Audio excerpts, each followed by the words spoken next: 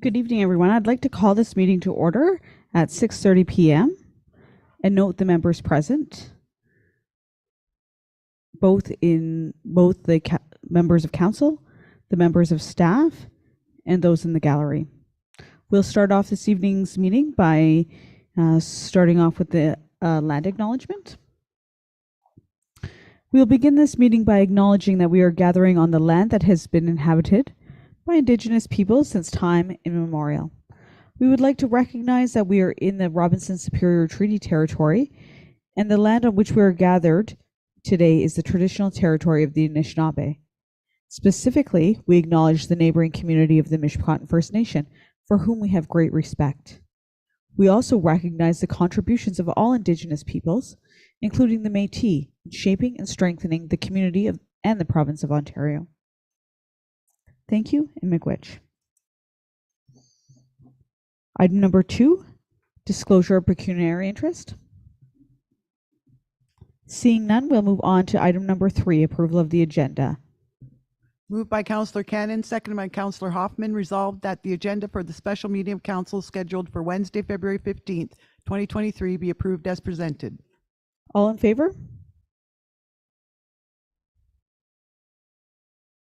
Councillor Hatfield?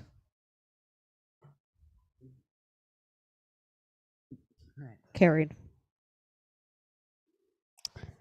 Item number 4, delegations and presentations.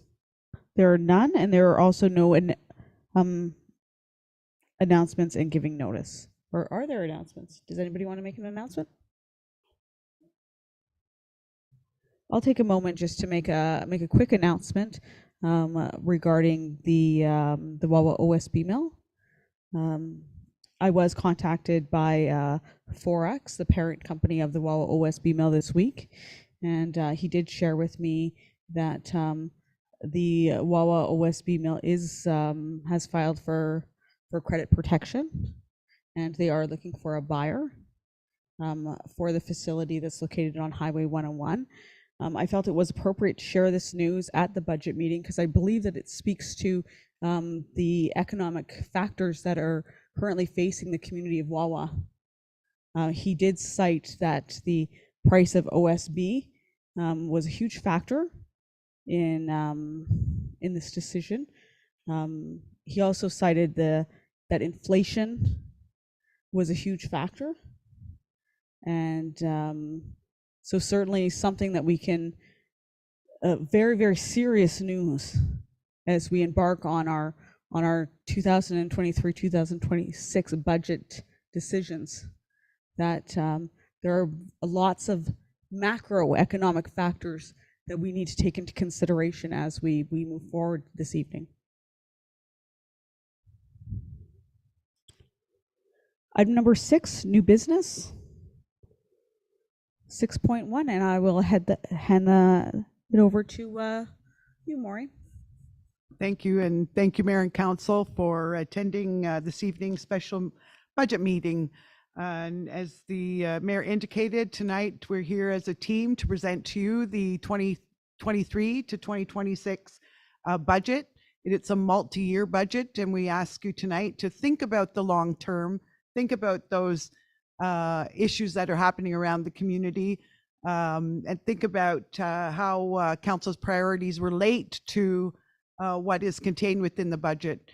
As a few opening remarks, I wanted to share my recommendation to council around when you look at the budget. I think it's council's job to make sure it aligns with your priorities, and those priorities are set out in our strategic plan. And your priorities are also contained within the recently completed 10-year financial plan, the water and wastewater rate study, the water 10-year financial plan that council just approved at the last meeting. So there's a number of documents that contain projections on financing the programs and services that we have in the community. And I think that is a good way for council to relate to what's contained within the budget and if it's meeting your goals. Tonight, we're providing you with a high-level review. We're not going through the 300 plus pages of the budget line by line. And we ask you to keep in mind that staff have already done that. And we've done that multiple times between our treasurer, our department heads, with the CAO. We've been working on this budget since November. It's not a budget that we haven't spent many meetings and many hours going through to get it to a place where we're very proud to bring you a budget tonight that is, I believe, a great budget that treats taxpayers fairly, recognizing how high inflation is, and you're going to hear tonight how inflationary factors have greatly affected this budget. But our staff was up to the challenge. We've made cuts where we have to, and we bring you a budget that we're very proud of, only recommending a 3.8% levy increase. I would like to thank our treasurer, who has put in many hours for the budget, and I know that we all as a team, our management team, want to relay to council that we really do recommend tonight that if we need more budget meetings, especially given we have some new council, that it is council's prerogative, and we welcome if there should be future budget meetings. We're planning the one tonight to go over high level, but if council feels more meetings are necessary, there's certain enough time, an opportunity for council to engage in the budget. So tonight, we present you a budget that looks at the whole and looks at the long term. And with that, I will begin the presentation and turn it over to Manuela. Thank you. Good evening, everyone. Thank you for this opportunity. So, I'm going to let Maury work the slides for me. So the budget process and timeline. Sorry, I wasn't expecting to talk about this slide, but I will. We started the process back in November, like Maury said, with the capital. We first started with the capital, and you've accepted it in principle, and we started working on the operating. We also looked at the reserves, and now we're at the point where we're ready to bring it forward to you, and then hopefully after tonight we can put it to public consultation period and come back in March, I believe is our time frame. So 23 to 26 is the multi-year budget. Some of the strategies that we looked at, well, first of all, I guess I want to say it's not unlike a financial statement, except a financial statement looks backwards and takes actual facts. So things that have actually happened, the gas we've used, the fuel we've gone through, the wages we've paid, whereas a budget is forward-looking, and it's a plan for the future. So we did focus primarily on 2023, but we did a fair amount of work for 24 to 26 as well. And a multi-year budget, as Maury already said, aligns long-term spending plans with council's long-term priorities. So as a new council, you also have the opportunity, particularly this year and hopefully very quickly behind the budget, to look at what the strategic plan was that from the previous council, have a good review and decide what are your priorities, what would you like to bring forward as a council in the next 3 to 4 years, so that we can plan the multi-years, the year 2, 3, 4 of this budget towards those goals, towards the achievement of those goals. So here, this slide is mostly just a recap of some of the plans and studies that we've done in the last couple of years. These plans and studies really are driving this budget. They consist of the 10-year long-term financial plan, which I think that was a presentation. I can't remember if you were if it was presented. It was the previous council that had that presentation from Watson and Associates. The 10-year water rate study, though, the 10-year water plan and the rate study were presented to this council, so you have a good idea of what to expect in that area. There was also the strategic plan and some other studies that we considered. So some of the budget highlights, I don't have notes on this one. I think the key one, and Maury mentioned this too, 3.8% levy increase, or just under, I think that number is wrong. I think it's actually it's 191,000 approximately. Okay, sorry. And 5.1 million in capital. So that's a very small increase for that amount of capital spending. So we're achieving a good amount of capital obligations with a small amount of operational increase. So we're still dependent on airport revenue. I think that's a fantastic thing to say, because up until last year, we weren't dependent on airport revenue. So it's fantastic to see that our airport is doing so well and that it's giving back to the community. So like, great job, Dan, to you and your team at the airport. And that to me is a big highlight, that one. So this is just a quick slide showing with our budget where we're expecting costs to go. So on $100,000 of assessment, we're expecting that the taxes will increase $12.98 per month, or sorry, a combination of the taxes and the water. I think I can't see that far, but the taxes are just over $8 and just over $4, I believe, for the water and the sewer. So relatively small increases. I think that works out to under 50 cents a day, to be honest. So some of the budget challenges, there's always challenges when you do a budget. Part of it is just what we have to do under regulation and legislation. So we have to have an overall responsible operator and an operator in chief for our water department.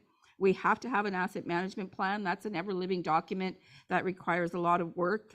Particularly in 2023, we have asset retirement obligations to meet, and the capital budget is helping us with that because we're doing some building assessments. Much like a landfill, I don't know how familiar council is, but we have to have a post-closure plan for our landfill, just like a mine would have to have before they can open. They have to have a plan to close. We have to have the same with our landfill, and we have to have reserves set aside for that. It can be in the form of some accumulated surplus. It doesn't have to be actual cash.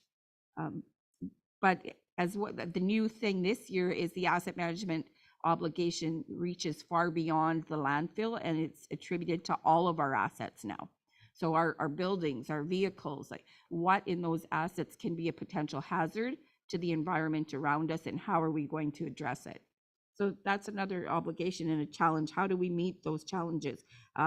Roads, like we think about our roads as being just operational, and the guys go out and plow, but they have to know when to go out to plow, how much snow falls, how much sand do they put on, how much salt do they put on, where, like, there's all those minimum maintenance standards that have to be met.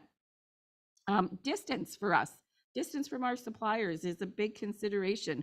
We're not close to big major warehouses like Southern Ontario. We're not close to a port of entry where goods are being shipped in and it's a short distance to get products that we need to us. So we're paying a premium dollar just to get a product that we need, say a chemical for the water plant here, before we ever open that bottle. So all of those things contribute to our budget. A smaller population is also a big challenge. We have to take the cost. We're obligated, like the City of Toronto, to meet all of these regulations, but we have a small population and no industry to support that tax base. So we really have to look at where can we find funds and how can we best use them.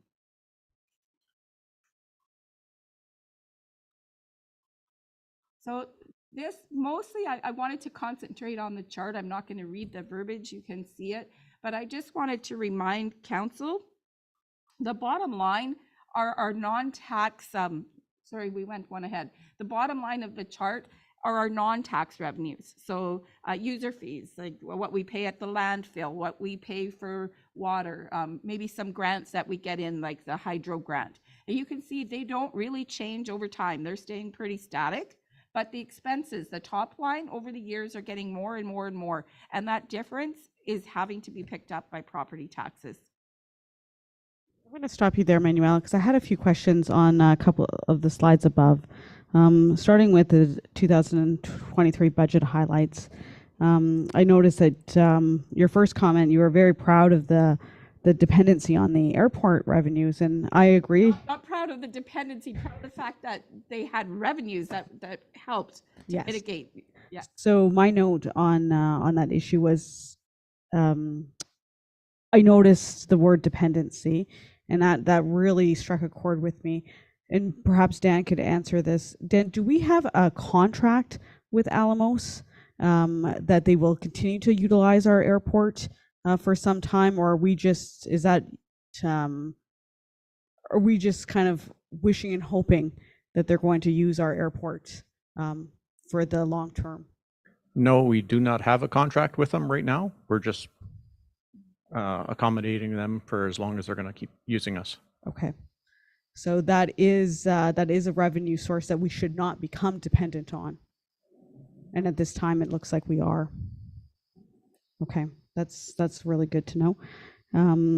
The other question I had on the next slide, I noticed that the increases is noted as kind of a $12.95 or $98 a month, $156 a year, and I think it's purposely projected to be minimized, so it doesn't look like a large amount. But as we just noticed on the screen, I think $156 a year is a lot of money to a lot of people in our community, as costs are rising in every single expenditure in people's budgets. And while their revenues are also not increasing, especially when 25% of our population are seniors. So they're on a fixed income that has not been increasing for many, many years, and every single expense is increasing. So I think where I see why we would try to minimize the perception of the tax raise, but I think I just wanted to play devil's advocate. $156 a year is a lot of money, and over 4 years, that's a 16% increase. That's a lot of money, and I think it's very, very important for council to recognize that alongside all of the other pressures that people are feeling, that's how taxpayers lose their homes. Thank you, Mayor. And I would just note that the rates that we're proposing are in line with what is recommended in the asset management plan, and the more importantly, the 10-year financial plan. In fact, we went with scenario 2 that was recommended in the plan, which was a lower recommended increase to taxpayers, keeping in mind exactly what you're saying. But that does also cause us a risk, and there is a risk of not meeting what is recommended in the 10-year financial plan, and that means taking longer in the long term to recover where we need to be to raise the funds for the infrastructure that's coming. So your points are well noted. And just to point out that 156 does include the recommended increases to water and sewer. And those increases that were recommended were 10% on the water charges and 2% on the sewer charges. So the 156 does include property and water and sewer rates. So thank you for that. I just wanted to clarify. Thank you. Could I make a comment, please, Mayor? Yes, go ahead, Councillor Hatfield. I do have a little bit of hope with Alamos as they are starting a new flight to Thunder Bay, which is encouraging. Yes, absolutely. And Alamos does have a mine life of projected mine life of 25 years, or a very long mine life. But with that said, they are still a business, a very agile business, and able to make business decisions that may or may not include the municipality of Wawa. Councillor Hoffman? That $156,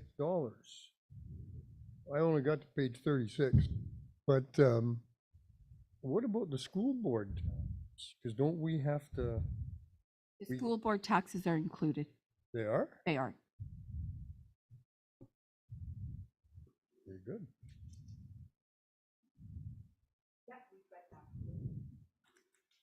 Any other questions up until this point?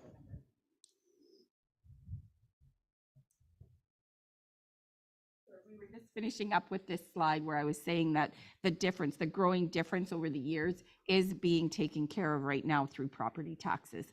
So I just want to bring back to your point, Mayor Pilon, that tonight what we're asking is that council look really at the 2023 budget primarily, keeping in mind that 24, 5, 6, we're preparing to really set those strong years in the next budget with the 24. So that first true 4-year budget will run from 24 to 27. So it goes into the first year of the next term of council. So like this council, that council will have a year to become familiar, set their own priorities.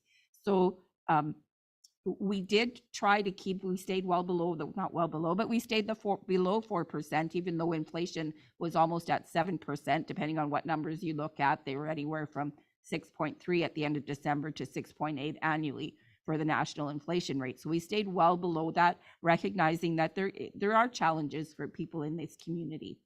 And that gives this council too the opportunity to really look closely at how can we change the numbers and maybe what can we do differently in the next year. So I would hope that you would all take this opportunity to have some early budget meetings, maybe starting very early in the summer, towards setting those goals for that 4-year term.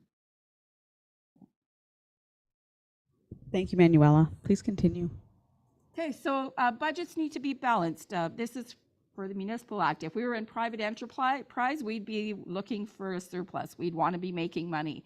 But the Municipal Act says we need to balance our budget. What we bring in is what we spend. We don't bring in more, and we don't spend more than what we have to be at zero. So that's what we plan for. We plan for that zero budget, and we've done that. We are just 1.49% above last year. So again, spending wise, not rate wise, but spending wise, our expenses have only gone up 1.49%.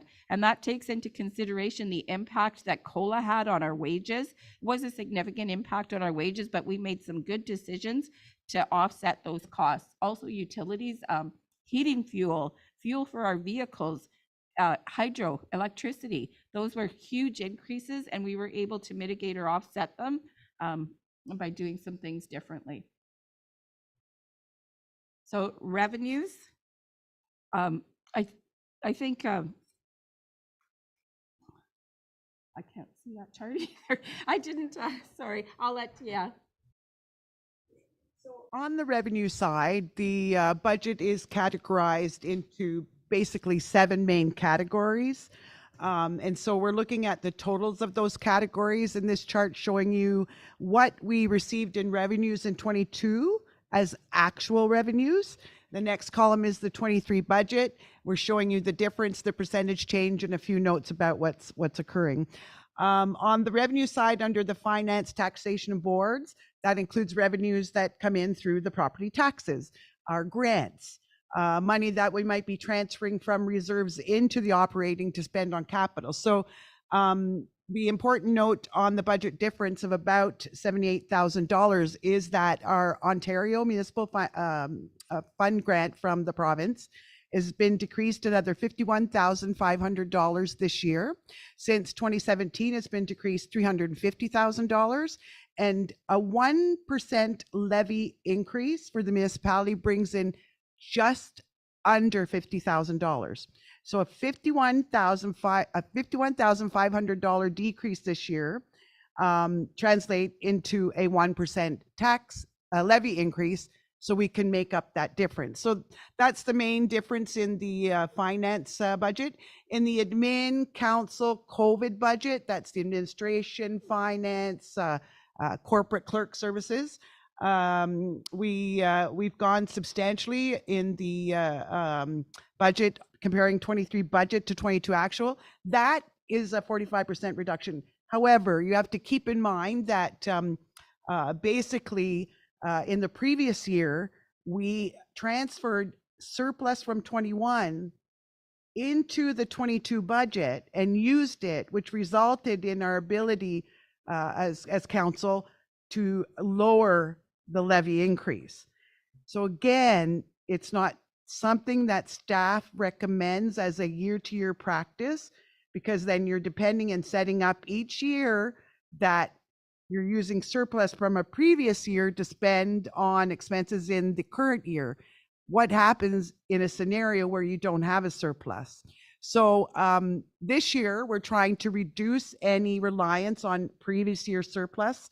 And so we reduced that by $128,000 this year. I think it was about 200,000 we brought over the previous year. So we've reduced that substantially. Up to protective and fire and building, we're about $13,000 higher.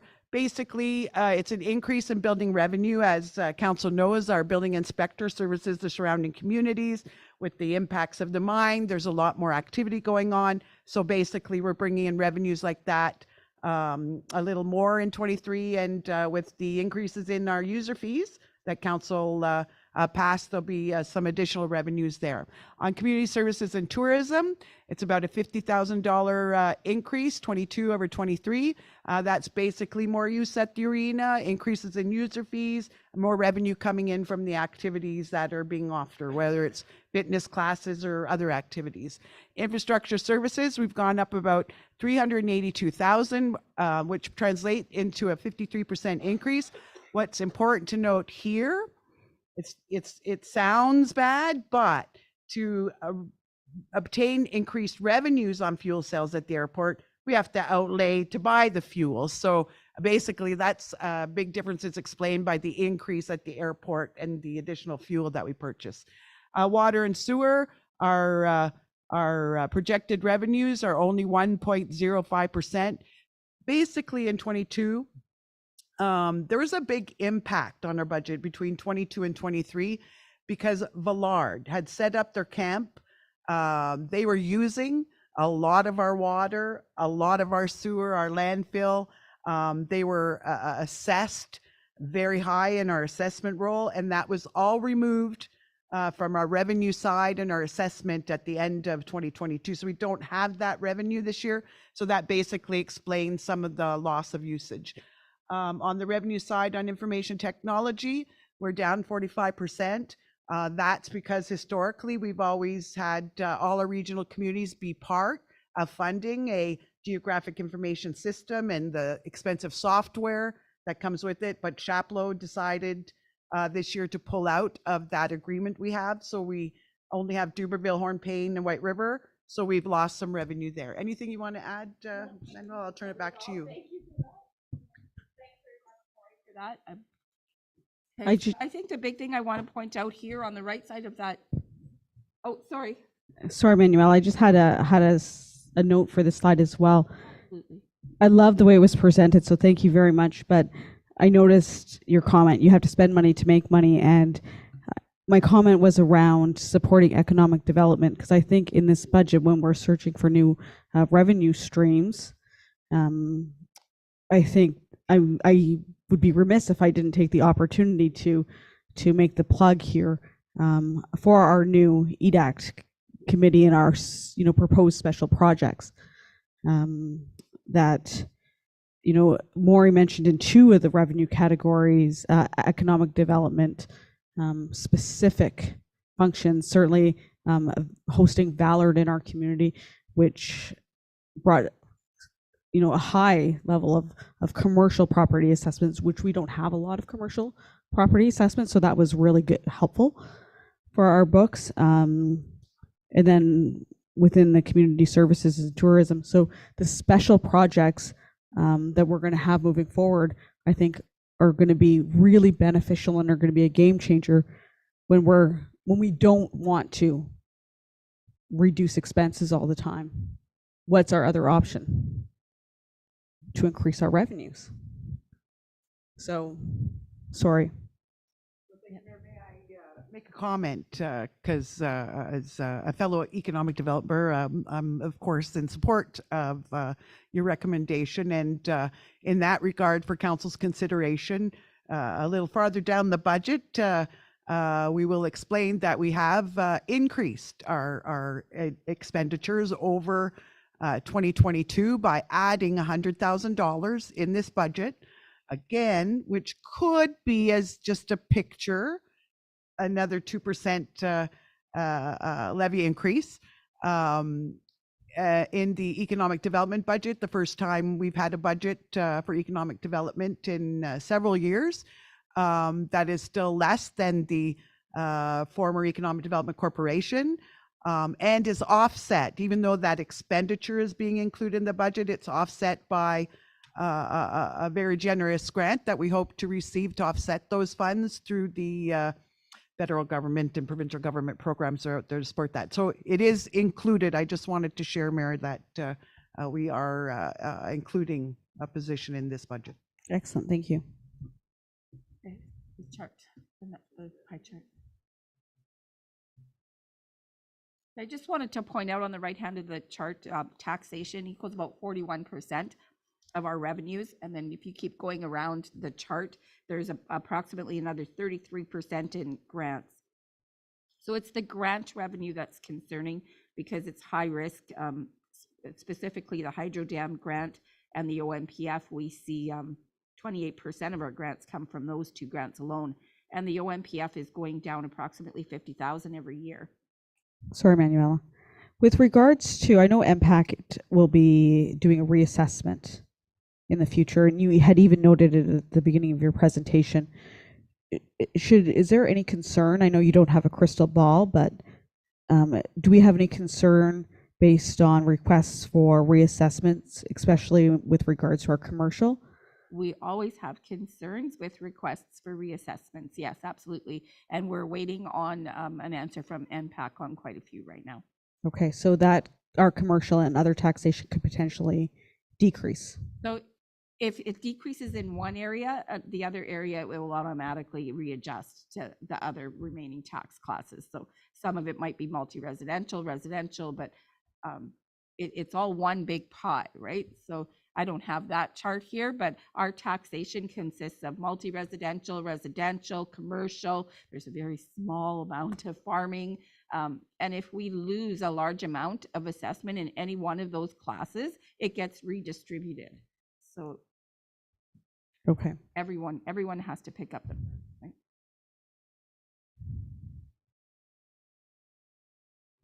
So, sorry, okay, I was talking about the risk of losing those grants, the OMPF, the hydro dam grant, and again, if we were to lose those revenues have to come from somewhere. They're either going to come from increased user fees, or if we find some new user fees, increase in taxation, unfortunately, or a decline in services. Then we have to make decisions on what services do we provide and at what cost.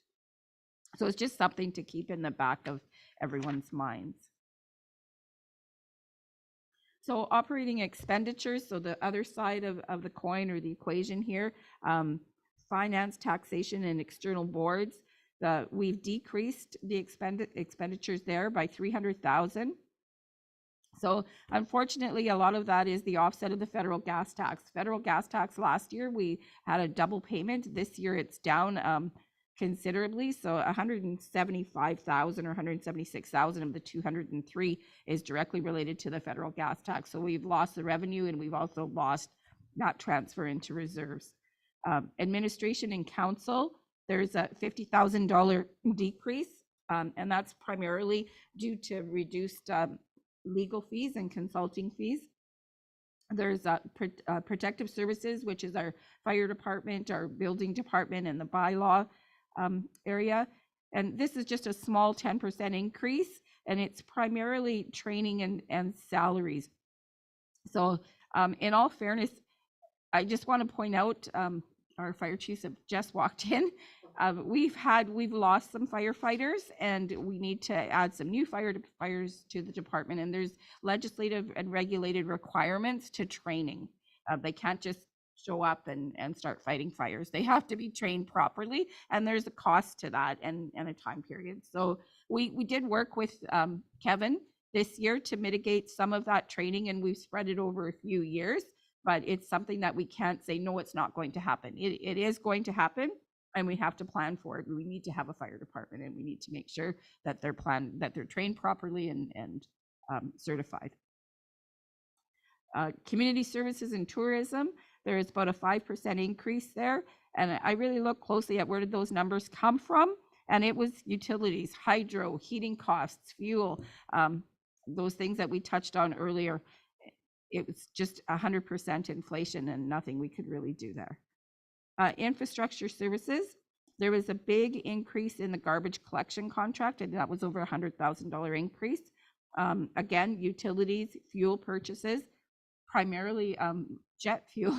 we said, Moria just said, we had great sales in the jet fuel, but we had to purchase that fuel too. So there was some cost offset there. Water and sewer, there was some increases, fairly minimal. Mostly, I think we can attribute it to inflation. There was a little bit of increased maintenance. Again, of course, anything having to do with fuel, hydro costs. The water treatment plant uses a lot of hydro. It's just the nature of the beast, and where we have to pay that bill. And IT, there was just small increases there as well, also inflationary. So overall, our expenses have increased 205,000, or just under 206,000, and 1.49%. So the next chart is just a little pie chart.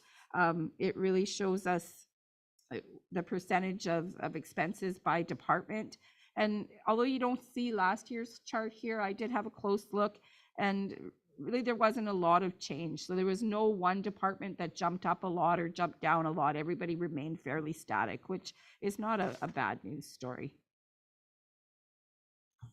So the next slide is just to point out some of the costs that have gone up. We picked a few of the big costs.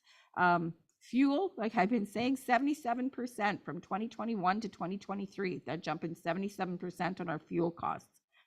Training and travel, 113,000.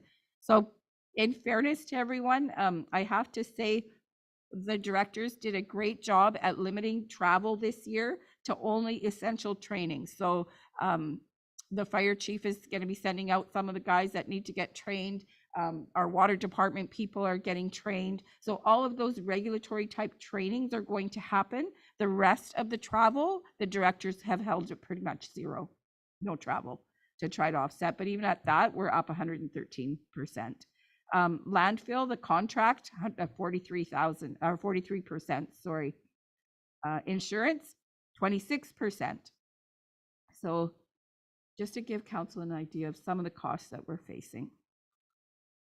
And then payroll. I look to Maury for this one because I'm really proud of her, because I think she's done a really good job of mitigating these costs. And I look back prior to 2020, unfortunately, you don't see it here, but our costs are still below 2018 payroll costs. So considering the increases, we've had negotiations with the union. We had huge cost of living allowances last year with inflation. COLA alone was almost 5%. We're expecting another 3 to 4% in 2023.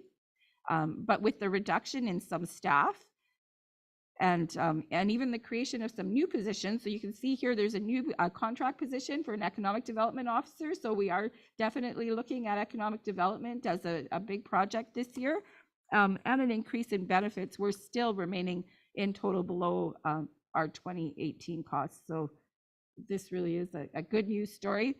I don't know how many more years we can hold this. I think maybe this might be the last one, but we've held off for quite a few years, and that's a good thing. So now we're going into a little more detail on our tax-supported budgets. The first one is finance. So this is really where our taxation comes in, health and safety, police services boards, our external boards. Our revenues have gone up a little bit, have gone down a little bit, pardon me. Primarily, again, I'm going to pull the provincial and federal grants have gone down. Federal gas tax down 175,000, OMPF down another 50, approximately 50,000. The change in expenses, there was a little bit of drop in the external boards, or a little bit of increase. So the small increase really we can look at, we lost the BIA this year, so we're not putting out that levy, but there was a little bit of increase in the library. So it almost came in the same. And then the finance itself went from 1.9 million to 1.7 million. And again, I spoke before about that federal gas tax having decreased. And so we decreased the transfer to the reserves. And we also decreased some of the long-term planning from the capital. So the original capital budget that was presented back in November, December had a little bit more in the long-term planning. We've decreased that in order to hold the tax increase at a lower rate. And so administration, so this is council, elections, admin, our emergency planning, transit, the seniors. and a little bit of economic development. So the difference again, transfer from reserves. So you see a big drop in income from 290,000 to 131,000. Maury explained how we made a choice to not use that surplus this year. It really, that we do use the surplus. So every year we look at the surplus if there is one, and we transfer it to reserves, and we determine how we're going to transfer it. A portion to rate stabilization, maybe a portion to general working reserve, which is a reserve that we can draw on if we need to for our day-to-day operations, and a portion to our general capital so that any department can use it for their capital. So we're not dismissing that surplus, we're just using it a little differently. And then on the expense side, the big noted change is that we've now set aside 105,000 for economic development, which is a new initiative. The next budget is our fire department. So I think I spoke a lot about this already in the previous budget. Overall, there was no significant changes here between fire, building, by law enforcement. Primarily, there was some changes in training and salaries, and I already said it's mandatory, and we're going to have to address it. Community services, again, there was a little bit of increased revenue. We're expecting to see some increased revenue at the arena. I believe it's already catching up to some of the previous years in its use. And then the expenses, again, I said it's mostly the increases there were due to the utilities. There wasn't, we're not expecting, other than the utility increases, any big increases there.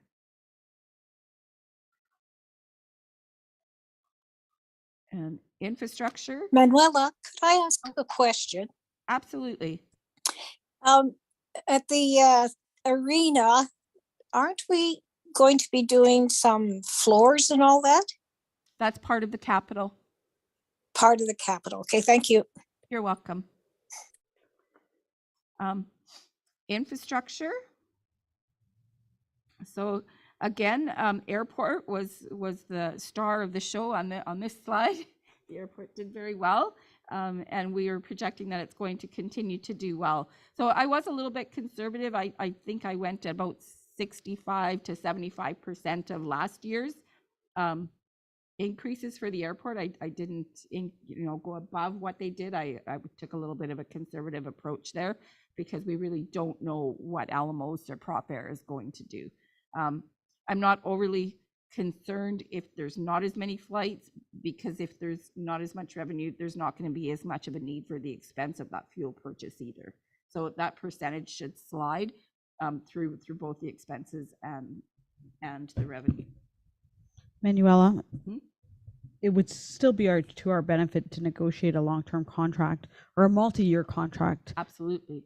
Then we would, correct me if I'm wrong, then we would be able to negotiate a better fuel price, correct? Yes, absolutely. Perhaps. Perhaps. I'll leave that Yeah. with staff as a consideration. It would be good to know that you could budget with confidence. Yeah. Yeah. Okay, expenses, again, I spoke about it earlier. The big change was the refuse collection contract and utilities and heating. So we've addressed some of the heating costs. There's some new propane furnaces at the airport and at the garage. So we're expecting some of those costs to come down a bit as well. And then IT, Maury had already said we lost one of our contracts. That's primarily the difference in revenues, and the expenses, the difference is quite small, and it's really an inflationary impact there. Are there any questions, Council? Okay, so now we're on to our non-tax supported budget, which is our water and sewer budget. It's 100% user fee budget. Like the taxation budget, it has to be balanced. So you can see here that there is no revenue, the projected surplus or deficit at the end of the year. It's a balanced budget. The increase, so it's good to note, you'll see it on the next slide. Consumption has gone down, but that has been offset with the rates as per the rate study. And then the expenses, the primary, they're fairly low percentage increase, primarily due to maintenance and inflation. And then the next slide just shows where our consumption has gone from when we first started using the meters to where we are today. So you can see back in 2020, there was a lot of use. It gradually fell in 2021 as people found out that they had leaky toilets or maybe a leaky water line, and fixed their problems and addressed them. And then last year, I think there was some conservation that happened, and we really see a drop, and it's probably settled about where it's going to be. So that was offset with the rate increase. And also, I think part of the drop is due to the fact that we lost the Villard too. So it's or part of that increase in 2021 was Villard. So I think 22 probably will be more of a true picture. And I guess we'll find out for sure by the end of this year. So. And then capital projects, this is just a recap of the slide you saw before. I think did we add? Yes, we added the banners. I knew we added a project. I couldn't remember what it was. So the banners that are on Broadway, the BIA had a plan to fix the enhancers, add some new banners. So with some of the money that's coming back from the BIA and a little bit extra in this budget, we're going to follow through and make sure that that gets done and start with the beautification of our downtown area. So we have a great capital budget with a lot of good spending. How do we pay for it? So there's three options to pay for capital. We can raise now and spend now. So we do that through grants and through taxation. We can raise now and spend later. So that's when we raise money now and put some aside, or we can spend now and pay over time, so which is borrowing. So what we really do, we raise what we can through taxation. So this one, 300,000 through taxation, 2.5 million is coming from reserves, and almost 1.9 million from grants. And then the other column is primarily water user fees. So those are primarily water projects, and it's from the water user fees. So the important thing to think about is that although capital budget is for capital and operating is for day-to-day operating, they really do work together. And there's money that moves between them. So when we have the operating, the taxation portion, we raise it in taxation, we transfer it to the operating, and we're able to achieve those projects. When we go to the next slide and we see all the long-term planning, that's money that gets raised through operations or through taxation or through water reserves or water revenues, pardon me, and gets set aside for future projects. So we're starting to plan, where we have been for a few years now, planning for the replacement of the water meters. We're planning for our next fire truck. We're setting money aside because we know we need to do something with the fire hall. So I think I explained this all in the capital budget, but just a recap is just how the money moves from one budget to the other budget. And then reserves. This slide is pretty much what we have in reserves today, where we're hoping to go with our reserves. The money coming in, the money going out. We have two types of reserves. We have general reserves, which are admin, rate stabilization, our general capital, general working, which I mentioned a little while ago. It's an allocation of our surplus or an allocation of not restricted funds. It's not restricted by legislation, and it doesn't have to be segregated. Then we have our obligatory reserves, which are reserves such as money coming from federal gas tax or from OCIF, or they're restricted provincially or by bylaw. They have to be segregated and they have to be interest bearing.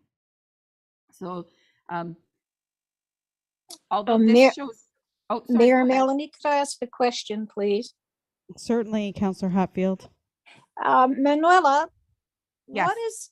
what is a healthy amount for reserves? Like I'm not understanding what we should have, what we don't have. I'm confident with the amount of reserves that we do have. I don't know that there's any prescribed rate. I know municipalities that have reserves on their books, but no money in the bank. My confidence comes from the fact that what we say we have, we do actually have set aside in investments. So, and we're increasing our reserves over time, and we've looked at how can we grow the reserves, how can we maintain reserves. We also have to be cognizant of the fact that sometimes we do need to use them. And I think that's going to be part of the next budget. We have some big projects coming up. We have to deal with the town hall building. We have to address the situation at the fire hall. We have some aging equipment, and we're faced with an economy right now with an inflation rate and lending rates that are very, very high. So do we borrow at high rates and commit to that, or do we borrow from our own reserves, do a combination of use and borrowing? Those are big discussions to have. So, Manuela, could I ask one more question? yeah, Now, this money we have is in the bank, and did you mention that it's invested? yes. So some of it is in cash accounts, which is readily available any day, and others are invested in bonds and through One Investment. So it's a program that's regulated and meant for municipalities. Oh, thank you. You're welcome.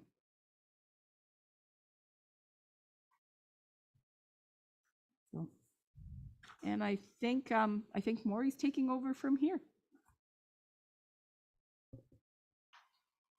Thank you. And there certainly just want to remind council, if you're feeling a little overwhelmed, that you can think about what's being shared. My recommendation is for council who doesn't want to spend time going line by line with the document of the entire budget, that you concentrate on what's in the PowerPoint, department by department, by the categories. Take a look at that first, start from there. Make it a little simpler to go through the PowerPoint and the totals rather than going line by line, but that's just a suggestion and a way for me to say lots of time for council to digest what's shared tonight, to ask questions at a future meeting, to contact Manuel and have discussion. So take the time that you need to digest what you're hearing tonight. As we end our meeting tonight, I do want to end with a slide around what are council's options around the budget, because there's all kinds of options and ways to go forward. But I want to leave council with to think about is there are ways that council can direct staff to relook at this budget. I think to lower the proposed staff recommended tax levy increase of 3.8%. And there could be a slide how to raise above that, but I'm not going to concentrate on that. I'm going to say some of the things that council can consider are to reduce the number of approved capital projects. So in the slide that Manuela shared about how we're taking I think it was 399,000 out of this year's operating budget to fund capital, and how we're taking about another over 500,000 out of the operating budget to fund long-term capital, like the fire hall and fire trucks as examples. Council can remove those capital projects. They can delay the funding of those projects. They can not look at funding them over a 5-year term, and instead say, put them to previous years. But you can, I'm sure, see that that's not something staff's going to recommend, because eventually somebody's got to pay for it. So we're spreading the pain over a number of years rather than, putting it out over a couple of years. But those are ways that council can look at this budget to reduce the recommended tax levy. Council can review and reduce and retwig and look to eliminate any set of programs or services that are contained within the budget. That would take some time for council, as the treasurer is recommending. We do recommend that council start this summer in looking at what programs and services and priorities you have for the upcoming budgets. So we're not recommending for that to happen today. We have reduced services and programs, staffing costs where we can. So that's just another avenue that council has to look at this budget and look at moving forward for the future years. There's also over time, as the treasurer said, when we finish a year, And we have been very on the positive side, ending each year, at least since 2019, with a surplus. Those surplus funds are transferred into reserves. And one reserve the treasurer set up is called Rate Stabilization Fund. So a percentage of the surplus is going in that fund. And that fund has been specifically set up for council. So it can, in times where it believes it's necessary and beneficial for taxpayers, use those funds in that reserve to put into the operating budget with a view of lowering the tax levy. So for example, if you wanted to take, 50,000, 100,000, you could bring that over from the reserve into the operating as a revenue, so it would decrease the need for the 2.8% levy increase. This isn't exact, but to give you an idea, again, if a 1% levy increase brings in 50,000, roughly, just to give an idea, bringing over 100,000 may result in about a 2% increase. It doesn't work exactly like that because of the different tax rates, because there's residential, industrial, but that gives you an idea. So there is funding in that rate stabilization fund. Again, staff is not tonight making that recommendation to council because we believe, based on the economy, inflationary factors, the information contained in the 10-year financial plan, as summarized in the chart that the treasurer shared, costs are only going to continue, and they're going to continue much higher over the next while than the revenues and funds that the municipality is able to access. So we believe that those rate stabilization funds will be more necessary in the future than they are today. Again, council has the opportunity to use those funds, and I would point out, for information, there's also a comparable reserve fund that's been set up over the last couple of years called the Water and Wastewater Stabilization Fund. So because there's a tax supported budget and then the non-tax supported, meaning the user fees that each taxpayer pays to fund the water and sewer, part of those funds have gone into a rate stabilization fund as well. So you have two funds in the bank that you can bring over to reduce rates. Excuse me. There's also the opportunity for council to meet and go through the budget and look at things like travel and training. The library levy. The library is a board of management, but council approves its budget by approving the budget.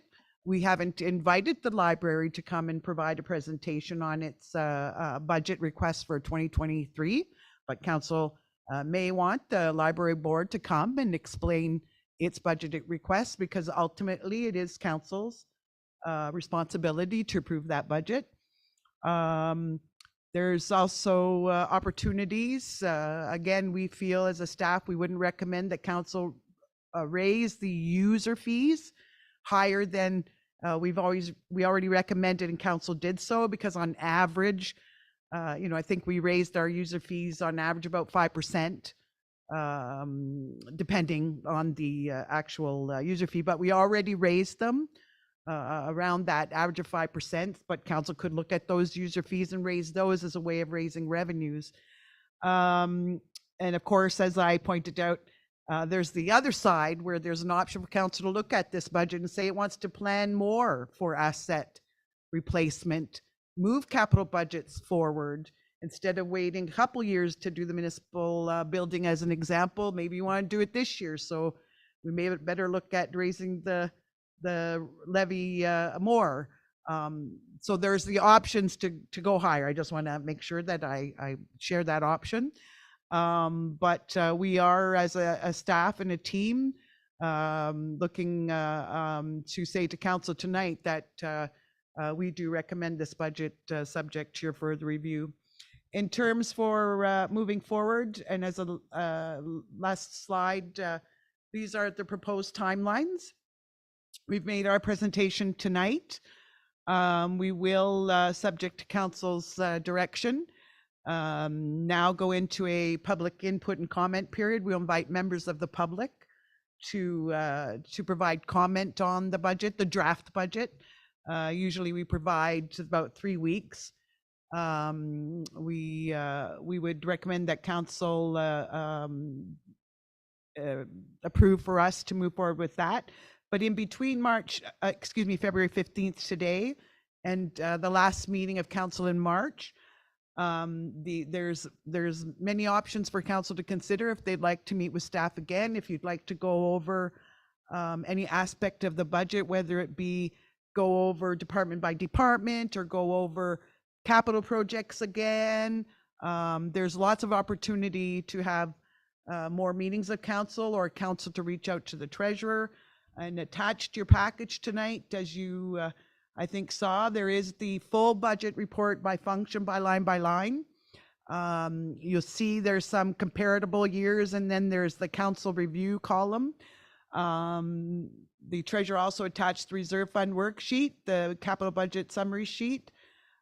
We can provide you again with a copy, but it is in the Dropbox that we had set up during orientation. If you want to look at the municipal financial plan or the wastewater rate study, all those plans are in your Dropbox. There's the options of additional meetings and meeting with the treasurer. And I want to thank council, and I appreciate all the questions, and thank you, Mayor. Thank you very much, Maury. Councillor Hatfield, do you have any questions? Maury, I just had, because I have time where I am to read a bit more, let me get straight. The fire hall, the new fire truck, it doesn't fit in the fire hall, right?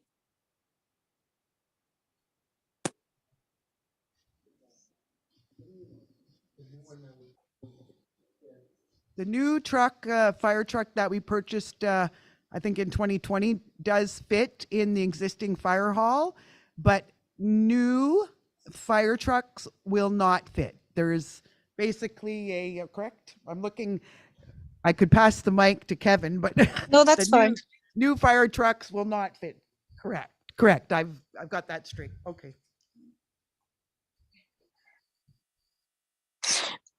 Any other questions? No, I'm fine. Thank you very much, Councillor Hatfield. Council members in the gallery? Councillor Hoffman?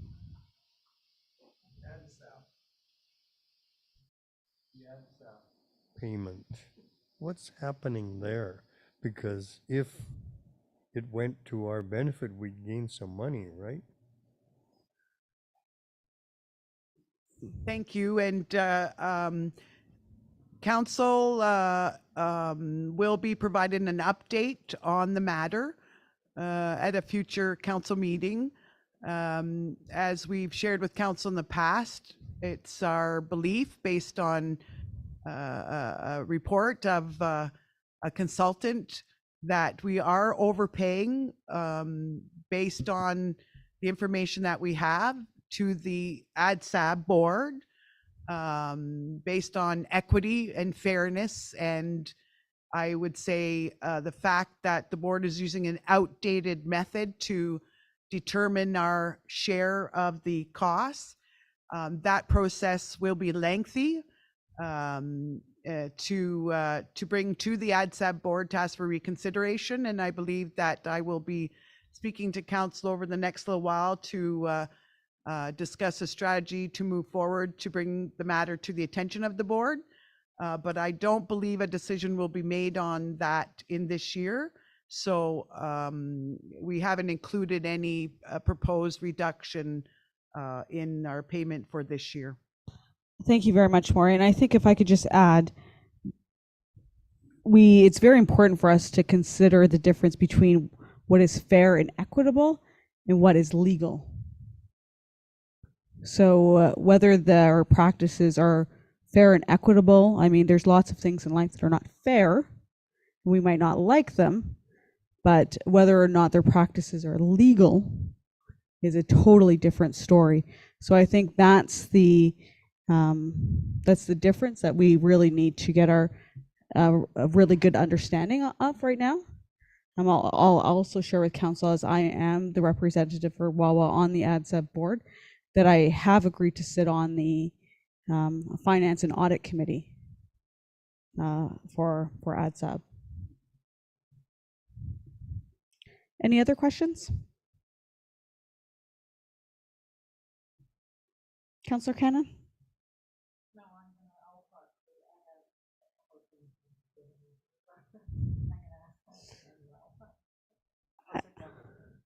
Excellent.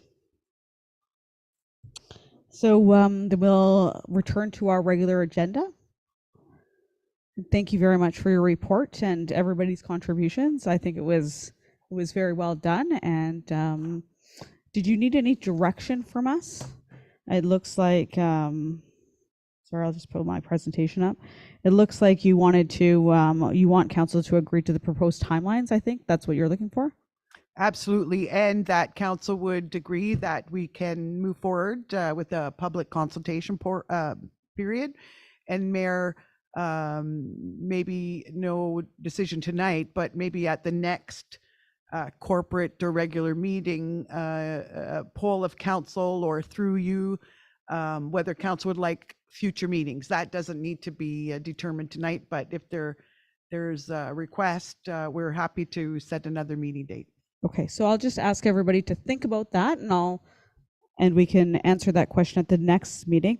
But unless there's any opposition, I believe that we are all in favor to proceed to the public input and comment sessions.